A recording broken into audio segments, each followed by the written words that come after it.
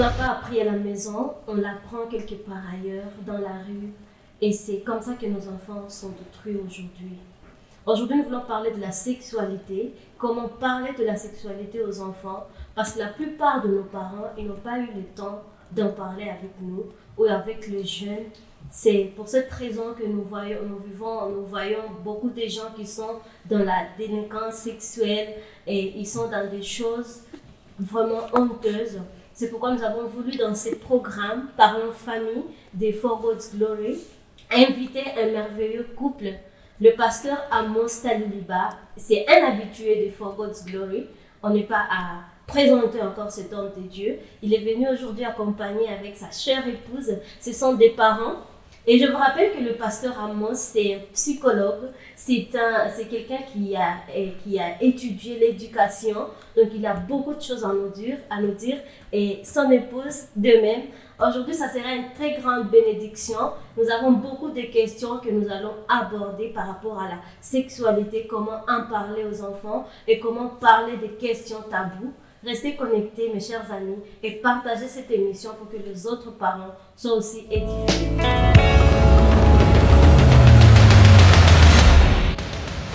Nous accueillons le couple qui va nous édifier aujourd'hui, le couple pasteur Taliliba. Bienvenue pasteur. Merci beaucoup. Bienvenue maman Foura. Merci beaucoup. Nous sommes vraiment heureuses de vous accueillir dans Parlons Famille. Merci. C'est pour nous aussi un plaisir d'être là. Et nous savons que vous allez répondre à toutes nos attentes.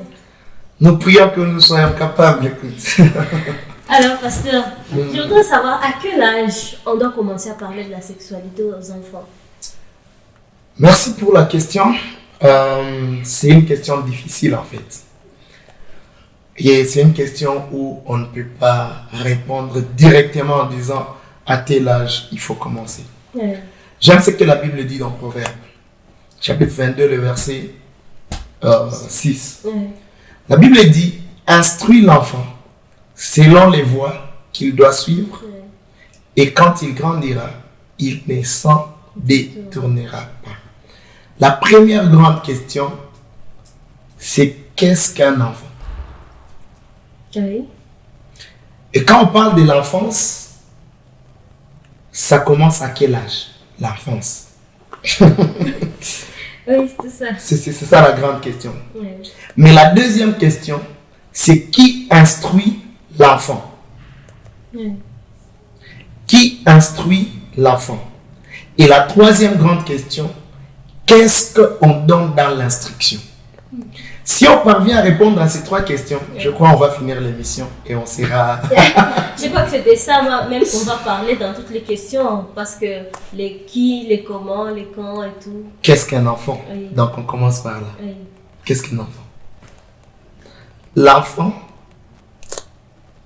commence déjà dès la conception. Oh, oui. À partir de la conception, jusqu'à ce que l'enfant devienne grand. Et quand on parle de grand, on parle de l'adulte.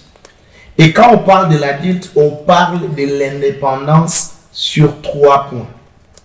L'indépendance sur le plan physique, l'indépendance sur le plan émotionnel et aussi l'indépendance sur le plan spirituel.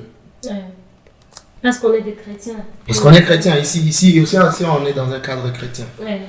Et donc quand la Bible dit instruis l'enfant selon la voie qu'il doit suivre. Et donc là je comprends déjà l'enfant dès le sein de sa maman. Parce que quand vous rentrez même dans Jérémie, la Bible est en train de dire, même dans le psaume, pendant que tu étais dans le sang de ta maman. Je t'avais connu. Ça c'est ce que Dieu parle à Jérémie. Ouais. Dit, je te connaissais et j'étais établi. Ça veut dire que la mission a commencé avant que l'enfant naisse. Et beaucoup de parents commettent l'erreur de commencer à parler à l'enfant quand l'enfant est déjà né. Alors que le plan de Dieu sur l'enfant commence avant que l'enfant ne soit même conçu en fait. C'est pourquoi ici, pour la question que tu m'as posée, quand devons-nous commencer à parler à l'enfant sur la sexualité? Moi, je renverse la question. Quel est le plan que toi, en tant que parent, tu as pour tes enfants avant qu'ils ne soient nés? Donc c'est moi qui dois répondre ou c'est Madame Foura? Eh bien, on est là, on est à 3. Je pense que je peux ajouter quelque chose. Oui, quand il s'agit de parler de la sexualité à l'enfant, quand vous posez la question de savoir quand faut-il commencer à parler de la sexualité à l'enfant, je dirais que attendre longtemps serait une erreur. Ouais. Parce que, tel que mon mari venait de le dire, la sexualité commence dès la conception. Parce que l'enfant, c'est dès la conception. Ouais. Oui. Alors, attendre trop longtemps ou bien attendre que l'enfant commence à se détourner de bonne voie pour commencer à lui parler de la sexualité serait une erreur. La bonne chose à faire, c'est de commencer dès que l'enfant est conçu, bien sûr, et dès qu'il sort du sein de sa maman, il faut déjà commencer à transmettre ces bonnes valeurs, ces valeurs positives de la sexualité à l'enfant. Oui, selon moi, je pense qu'il faudrait aller par étape par étape. Quand je parle d'étape, je parle par âge ou bien par tranche d'âge. Oui, tu ne peux pas commencer à venir parler de la sexualité à l'enfant à 14 ans pendant que tu ne l'as rien dit à une année, 2 ans ou bien 3 ans. Quand je parle de là, je peux dire par exemple, quand l'enfant est trop petit, par exemple un bébé de 0 à 1 année, en allaitant l'enfant déjà, je ne sais pas si vous avez déjà allaité, quand vous allaitez l'enfant a besoin qu'on le regarde dans les yeux à l'allaitant. Déjà à partir de ce moment-là, on est en train de transmettre des valeurs à l'enfant, à l'allaitant. Donc je pense que quand l'enfant est né, déjà à partir de l'allaitement, on peut commencer à transmettre des valeurs sexuelles à l'enfant. Quand vous les regardez dans les yeux à l'allaitant, déjà vous êtes en train de les communiquer, l'affection, l'attention, et il sera également en mesure d'appliquer ou bien de pratiquer ces valeurs-là à sa future épouse. Je voulais également souligner quelque chose quand on est en train de continuer. Quand on est en train de parler de la sexualité, comment parler de la sexualité aux enfants? Au fait, on n'est pas en train de vouloir rendre des enfants sexuellement actifs. C'est pas de ça qu'on est en train de parler, mais on est en train de vouloir enseigner et transmettre des valeurs positives à nos enfants. Quand la Bible dit enseigne l'enfant, instruis l'enfant selon la voie qu'il doit suivre, la sexualité aussi est inclue dans ces instructions-là. Alors, l'erreur que nous commettons en tant que parents, on enseigne les enfants par rapport à faire les devoirs, à faire autre chose, à se comporter avec ses amis, mais on ignore souvent les points là de la sexualité. Pourtant, c'est une question essentielle et pratique qu'on doit nécessairement aborder pour la croissance de nos enfants. Mais évidemment, la sexualité, c'est vraiment un fait. On ne peut pas s'en passer. On ne peut pas faire semblant que non, voilà, ça n'existe pas. Et ça existe aussi même pour les enfants. Comme vous avez dit, madame, ce n'est pas encore actif, mais il faut admettre ce fait-là que ça existe. Parce que d'ailleurs, même lorsqu'ils sont ils sont encore trop petits là, il y a quelques signes qui montrent que non, voilà, il y a quelques signes de sexualité. Oui, je crois vous avez étudié la psychologie, vous pouvez bien nous dire ça. Je ne vais pas entrer dans ce domaine parce que là, c'est beaucoup trop piégé. Mais je vais revenir sur le fondement. J'aime ce qu'il a dit. Mais je vais placer d'abord un fondement un peu plus rude. Premièrement, je crois qu'avant même que les enfants ne viennent, nous devons en tant que parents, placer une ligne de conduite. Où est-ce que nous voulons amener nos enfants? Qu'est-ce que nous voulons que les enfants connaissent? Quel est le modèle que nous voulons pour nos enfants? Et ça, c'est un plan intentionnel que les parents doivent avoir. Autant que je réfléchis sur l'école de mon enfant, avant qu'il ne soit né, parce que les femmes, généralement, même avant le mariage, oh non, je voudrais que mon enfant étudie telle part. Je voudrais qu'il fasse ceci. Quel est le plan que j'ai pour mon enfant? Je voudrais qu'il ressemble à quoi? C'est là que nous incluons l'aspect sexuel de la sexualité de l'enfant. Alors, quand je parle de l'aspect de la sexualité de l'enfant, je le parle en 3 dimensions, comme je l'ai dit. avant que l'enfant ne soit né, il est possible de parler de la sexualité à l'enfant. Parce que la sexualité, avant d'être quelque chose de physique, c'est d'abord un attachement émotionnel. N'est-ce pas? C'est aussi un attachement spirituel.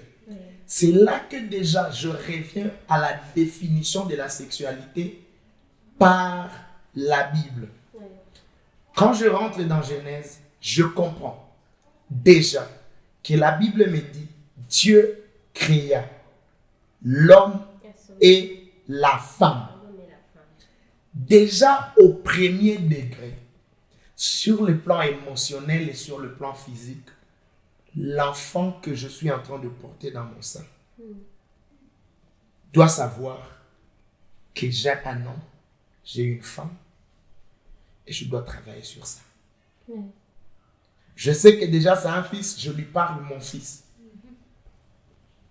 Je sais que c'est une fille, je lui parle ma fille. Ça, c'est une sexualité positive. D'accord?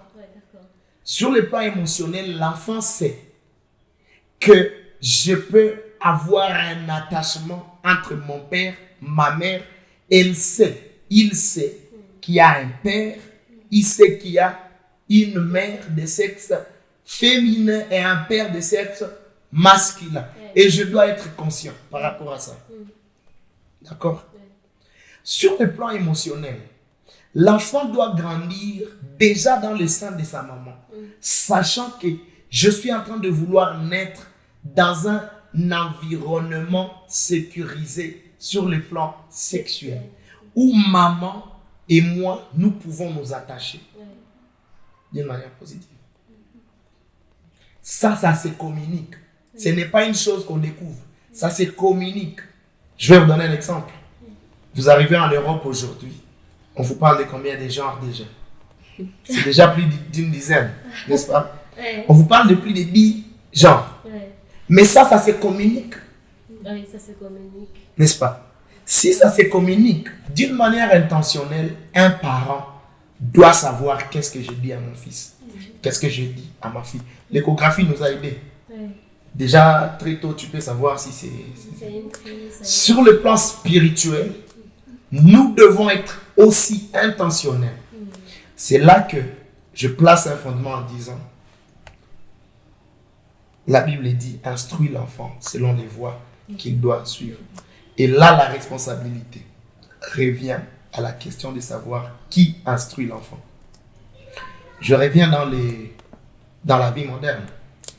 Où aujourd'hui... Pasteur, excusez-moi, je crois qu'on va arriver à la question de qui, mais moi j'ai encore comme une curiosité. Ouais, très bien. Vous voyez, avec les enfants, oui, on doit parler à nos enfants depuis les seins de la maman. Oui, on doit leur dire parce que, comme vous venez de dire, dans le monde, il y a déjà plusieurs genres. Nous sommes chrétiens, nous devons montrer aux enfants que Dieu a créé l'homme et la femme. Le reste, là, nous, on ne connaît pas. Donc, c'est important de dire ça aux enfants, oui. Mais il y a encore toujours je ne sais pas si je vais rester dans votre idée, mais c'est une idée qui me vient en tête par rapport à nos petits maintenant. Les enfants sont déjà en train de grandir et ils sont maintenant en train d'éprouver ou de montrer ces signes-là de la sexualité, parce qu'il y a quand même des signes qui montrent que non, voilà, mon enfant il est normal sexuellement, il n'est pas normal sexuellement, donc ça c'est la sexualité. Maintenant, il y a ces petites questions-là de curiosité qui viennent pour les enfants. Il y a ces petites questions-là donc les enfants, tu vas voir les enfants, par exemple cette question, d'où viennent les bébés, comment j'étais rentrée dans ton ventre, maman, c'était comment, tu vois, ce genre de choses-là, ce genre de choses qui sont vraiment, il faut être dans l'éducation, est-ce qu'il faut vraiment être direct avec les enfants de 2-3 ans, tu commences à leur expliquer, voilà, c'est comme ça et tout. Bon, je ne sais pas si je ne vais pas couper votre fil d'idée. Par rapport à cela, tel que je l'ai dit, il faut parler de la sexualité graduellement, âge par âge. Oui, pour répondre à cette question, c'est que les questions là, généralement de curiosité, d'où viennent les bébés, c'est pour les enfants de avant l'adolescence, 7, 8, 9, 10 ans. Mais pour les enfants entre 2 et 5 ans, je pense que pour les préparer à ces questions-là, pour préparer les enfants à répondre aux questions curiosités là, aux questions curieuses là des enfants, je pense que déjà à partir de l'âge de 2 ans, il faut parler aux enfants de la sexualité, à leur montrer, à leur parler, à leur montrer toutes leurs parties du corps. Comme par exemple, vous pouvez lui dire, ça c'est la tête, ça sont les épaules, ça c'est le cou. Et quand on arrive là-bas du point de vue sur le sexe, il faut dire, ça c'est le sexe. Avant, c'était comme une question taboue, c'était vraiment difficile pour les parents de nommer le sexe. Comme par exemple, ça c'est l'évangile pour la fille, et ça c'est... Je vais demander pour dire les pénis, les vagins. Oui, c'est vraiment pour une bonne éducation, il faut parler de tout ouvertement, parce que là, devant l'enfant, va te rattraper avec les questions. Alors, il faut déjà en parler dès le bas âge. Quand il a 2, 3, 4, 5 ans, il ne va pas poser beaucoup de questions. Ouais. Quand tu lui dis, ça c'est la tête, ça ce sont les genoux, ça ce sont les pieds, ça c'est le pénis, déjà il faut lui dire que quand tu es en train de lui parler à cet âge-là, déjà il faut placer les bornes ou bien les limites. Ouais. Quand tu parles à l'enfant des parties de son corps, il faut lui dire que ça, le sexe et le pénis, le vagin, c'est une partie privée. Oui. Personne ne touche là-bas, ou bien toi, tu ne peux pas toucher à cette partie de l'autre enfant. Oui. Donc, il faut déjà communiquer ces choses-là. Les enfants, ils sont innocents. Tu vas penser qu'ils ne comprennent pas, mais ils sont en train de retenir ces choses-là. Alors, quand ils parlent déjà à l'avance aux enfants de ces choses-là, comme ça, c'est le pénis, ça c'est une partie privée, on ne touche pas là-bas, même pas ton frère, même pas ta soeur. Et puis, si c'est un enfant fille, même garçon, tu apprends déjà à laver ces parties-là pour qu'une autre personne ne vienne les toucher, les laver à sa place. Donc, on y va graduellement. Alors, quand tu as posé ces bases ou ces fondements-là, en parlant de l'enfant de ces parties-là, quand il va arriver à l'âge là de la curiosité, demander d'où viennent les bébés, d'où viennent les enfants. Là, tu peux lui dire, n'est-ce pas, on avait parlé de ceci. Oui, je t'avais dit avant que pour la femme, c'est l'évangile. Pour l'homme, c'est le pénis. Oui.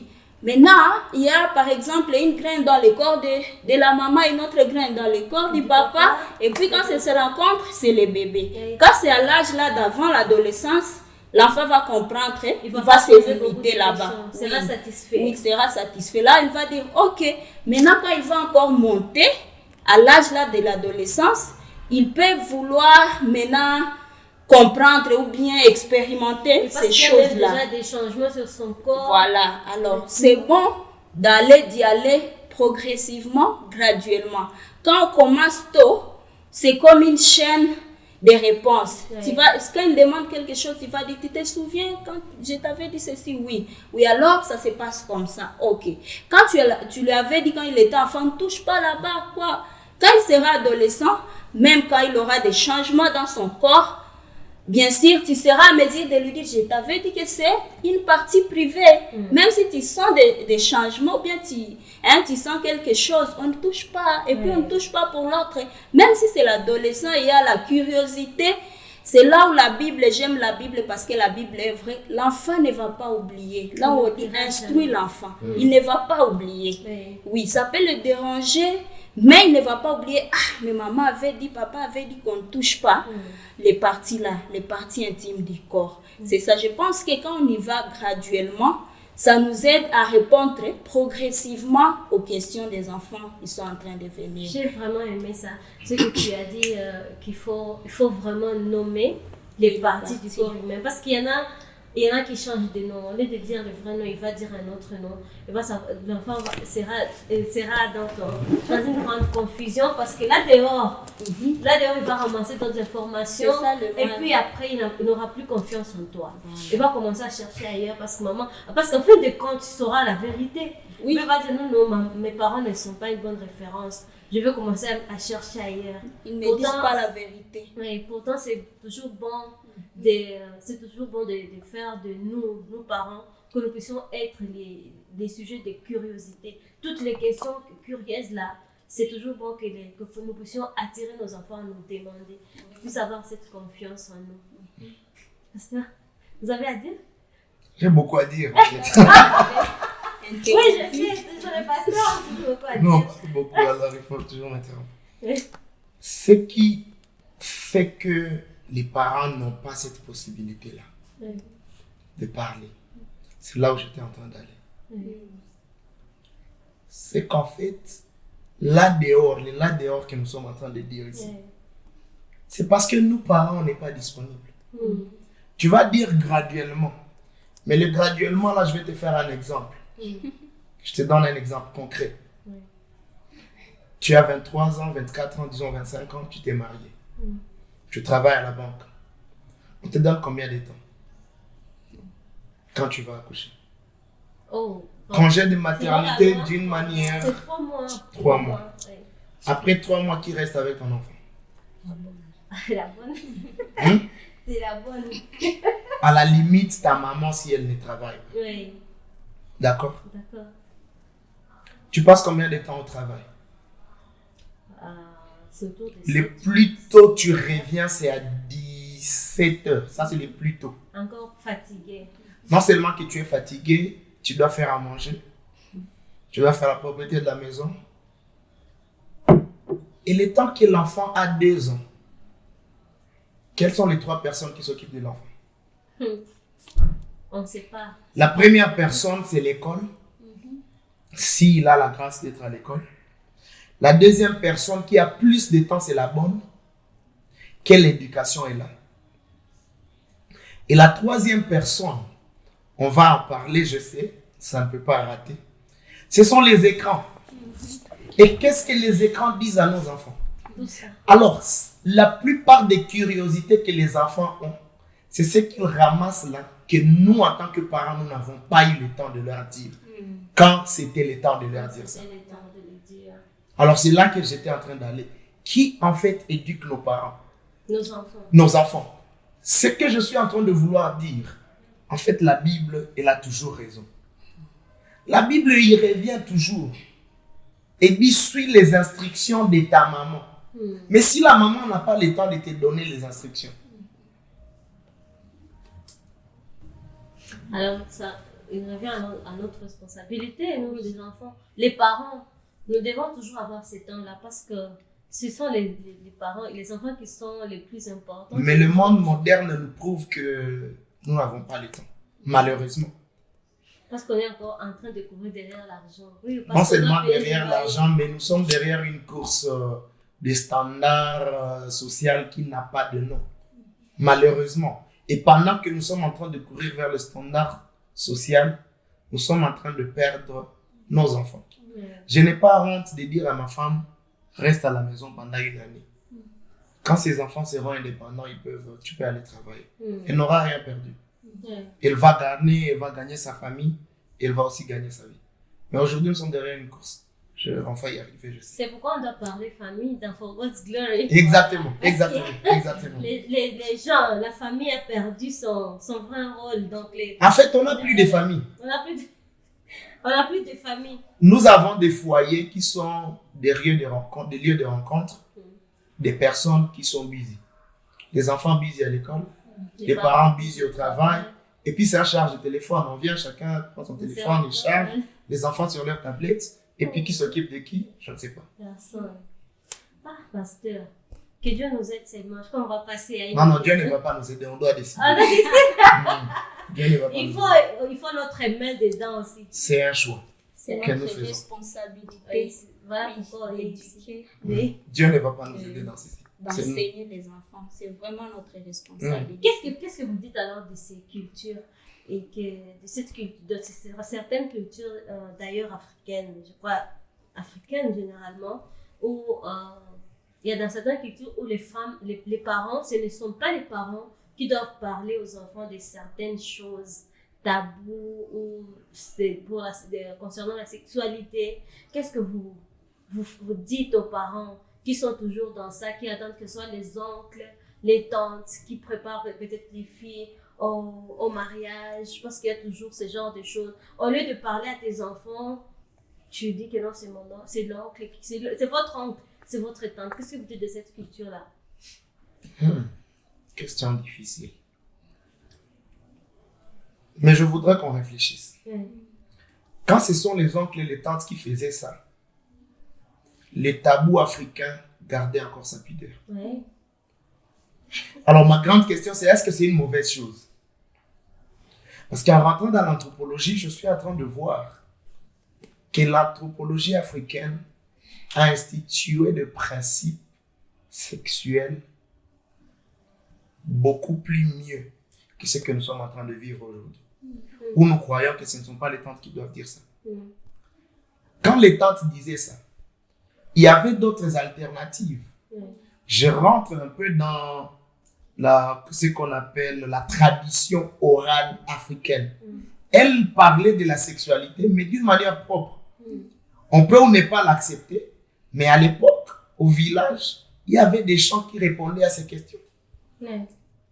Il y avait des moments de famille où ça répondait à ces questions. Mais aujourd'hui, on n'a pas ce temps. Alors moi, je suis en train de dire, si les parents pensent que ce sont les tantes qui doivent en parler, nous devons rentrer et voir. Et l'autre partie là que les tantes ne disent pas ou les oncles ne disent pas, qui va les dire? Qui va les dire? Comment ça se disait et quelle est l'alternative aujourd'hui? Parce que le temps évolue aussi. Tu vois, le temps évolue, nous devons étudier les dynamiques du temps. Quand le temps évolue, comment nous avons pallié à ça? C'est là que maintenant la responsabilité en tant que parent, dans un monde moderne, à l'époque il n'y avait pas de télévision. Aujourd'hui il y a la télévision. On ne peut pas utiliser les mêmes méthodes.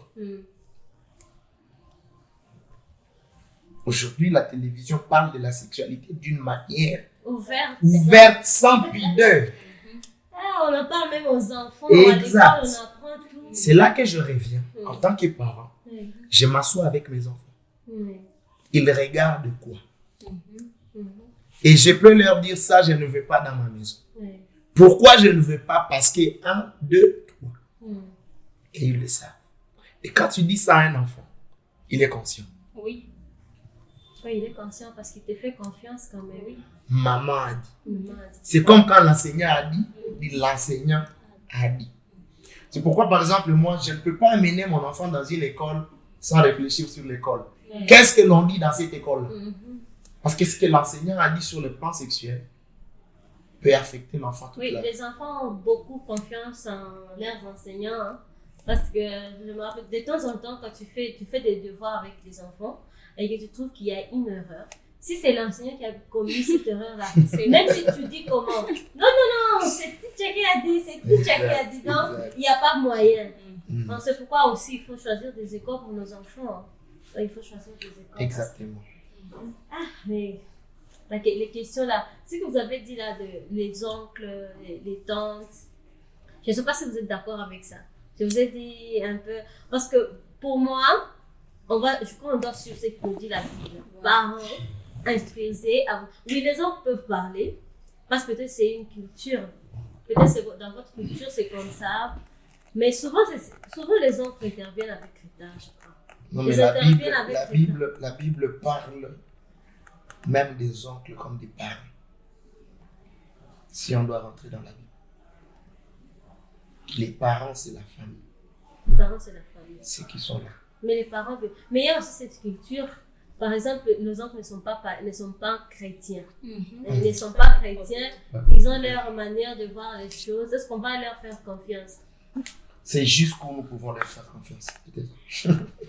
Moi, je pense que cette responsabilité revient encore aux parents. Biologique.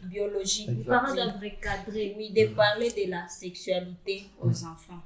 Par exemple, à l'âge là de la puberté, à 12-13 ans déjà, si c'est une fille, quand elle commence à avoir ses menstruations, par exemple, c'est à sa maman de lui en parler, pas à l'école. Il y a d'autres enfants qui sont surprises à l'école, elle ne sait pas, maintenant ce sont ses collègues, ses copines qui commencent à l'expliquer. Il faut en parler avant que ça vienne. Oui, et là, ils le font d'une manière qui n'est pas propre. On peut dire à l'enfant n'importe quoi.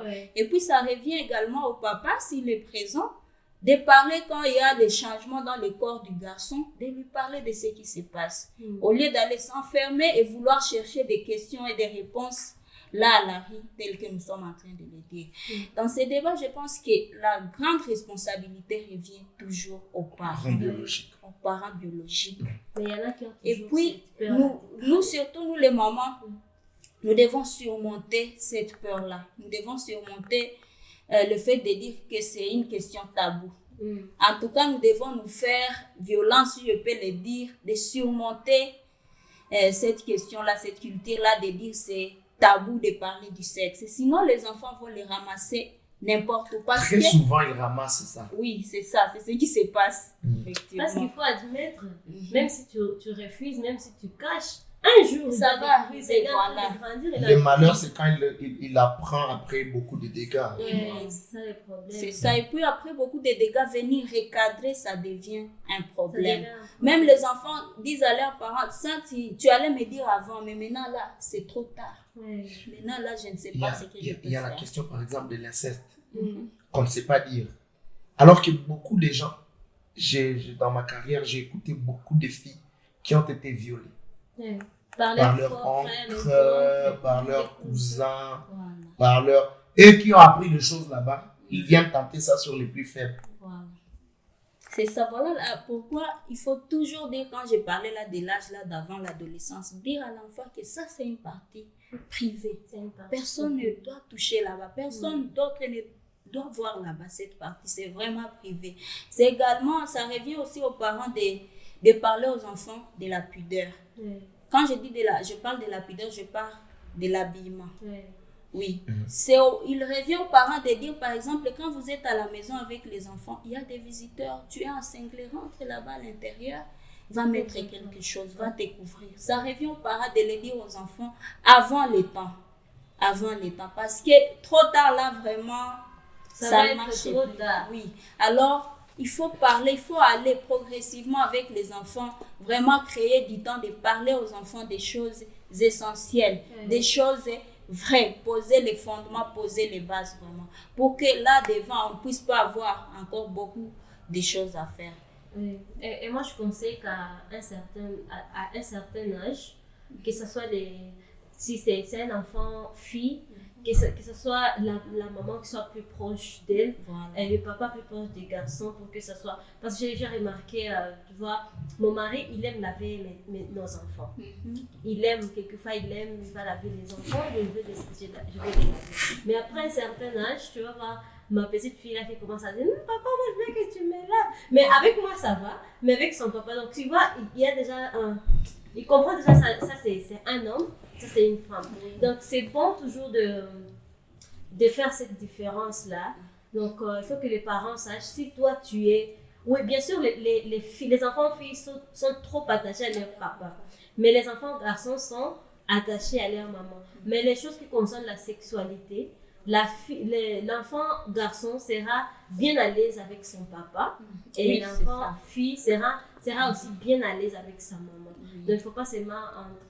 peut-être lorsqu'ils sont encore trop jeunes, on peut seulement en parler comme ça, mais lorsqu'ils commencent à avoir la tête, la conscience, c'est bon que le papa soit plus proche des garçons et maman plus proche de la fille. Oui, je voulais ajouter quelque chose pour ne pas faire de cette question-là tabou. Oui, je suis en train de répéter qu'il faut commencer à en parler tôt. Et puis, il faut avoir le courage là d'ouvrir les débats.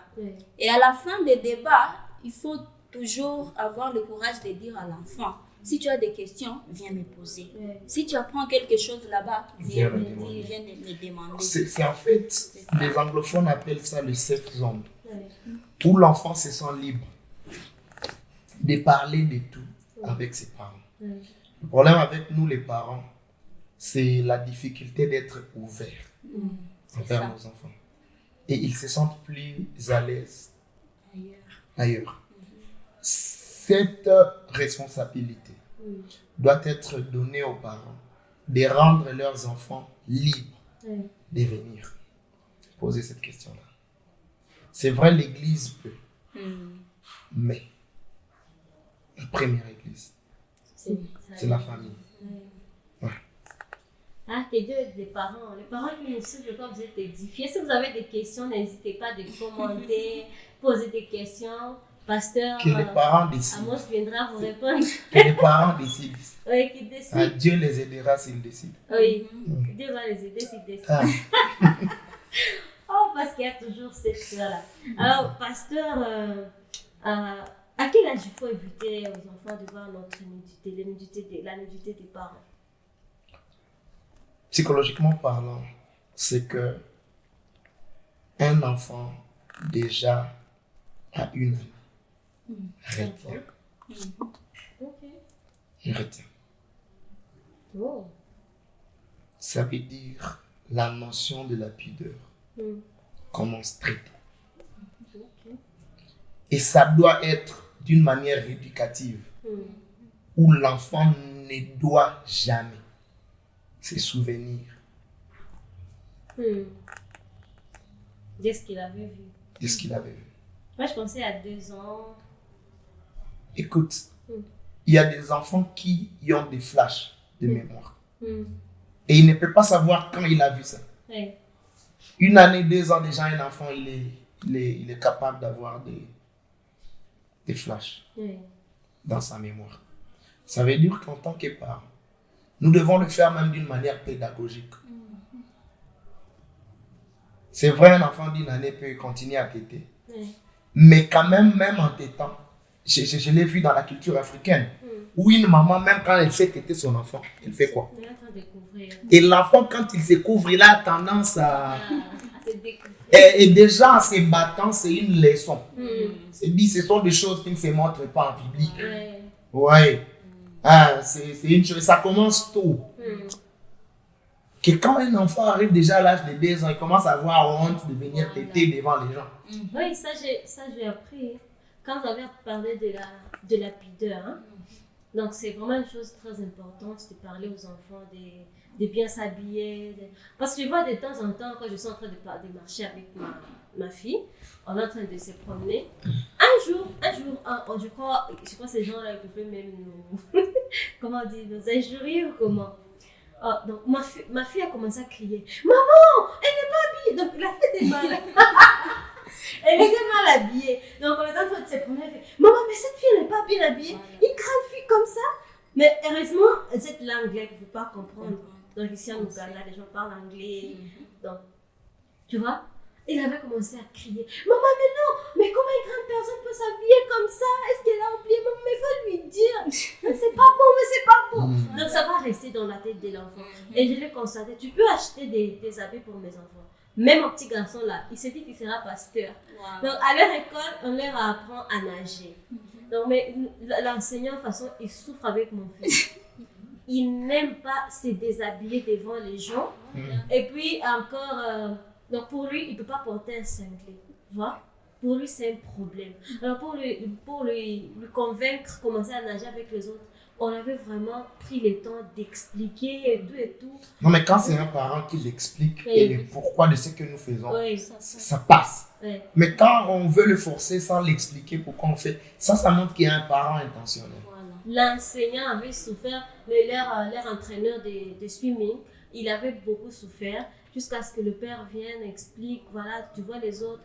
Bon, mais même là, parce que tous les autres, ils nagent à torse nu, mais pour lui, il avait exigé quand même, achetez-moi même un cinglé. Donc c'est seulement lui qui est toujours en cinglé.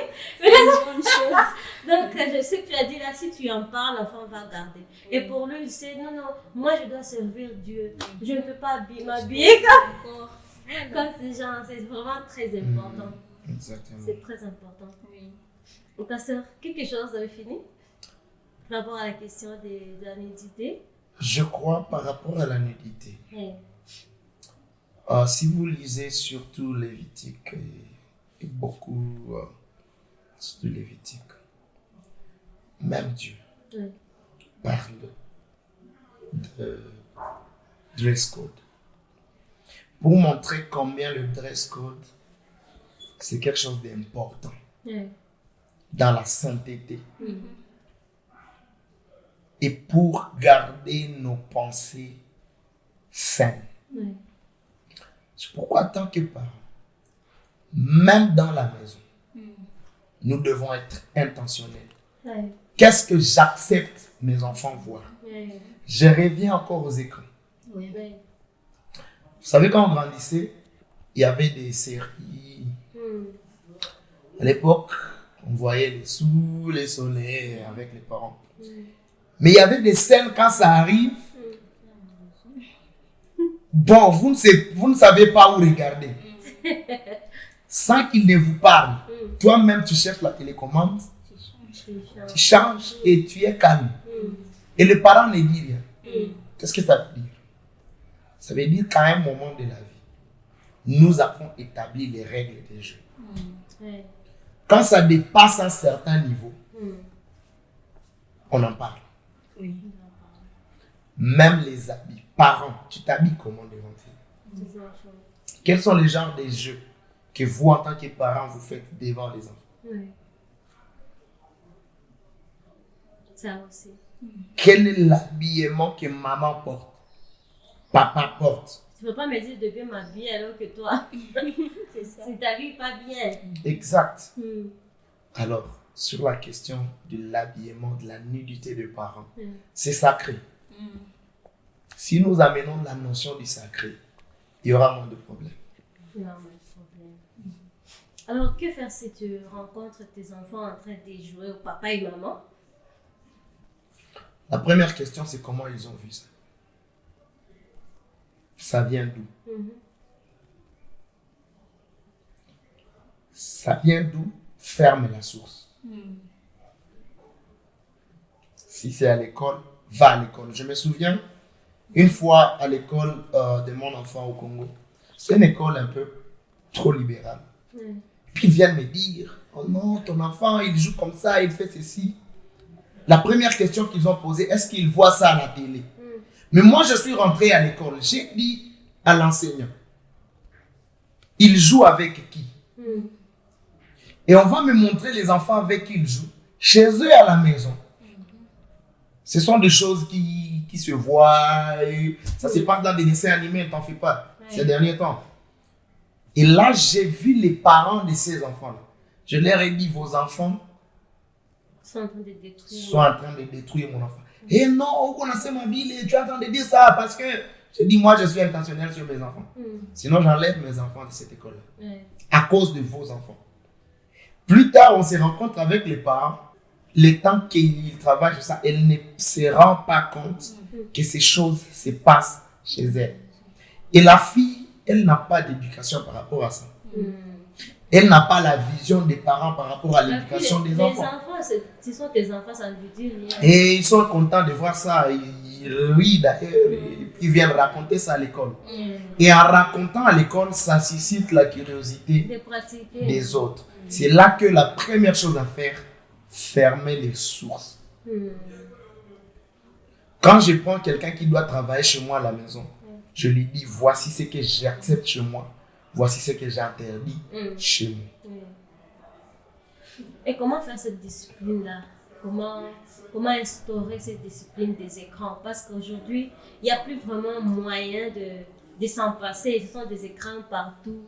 Et les enfants ont des tablettes. Vous avez Wi-Fi à la maison. Mon enfant n'a pas de Wi-Fi, n'a pas de tablette. Comment tu vas faire? Avant l'âge de 5 ans, ce n'est pas bon de laisser les enfants devant les écrans non accompagnés. C'est une déviation. Et nous devons être clairs avec ça. On ne laisse pas les enfants devant les écrans. Les tablettes ne sont pas des moyens pour faire taire les enfants. Trouvez-leur des jeux.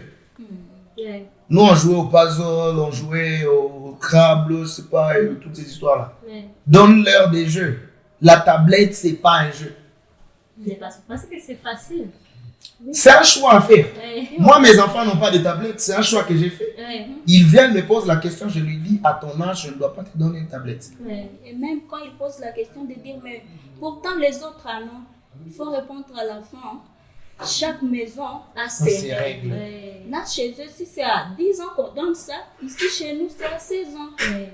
Chaque maison a ses règles. Même si les autres en ont, ça, c'est leur problème. Voilà, il faut être clair. Moi, il n'y a pas de tablette chez moi. Et ça, c'est clair. Je crois qu'on a beaucoup parlé dans le cadre des enfants, des petits, on ne s'est pas beaucoup focalisé sur les adolescents.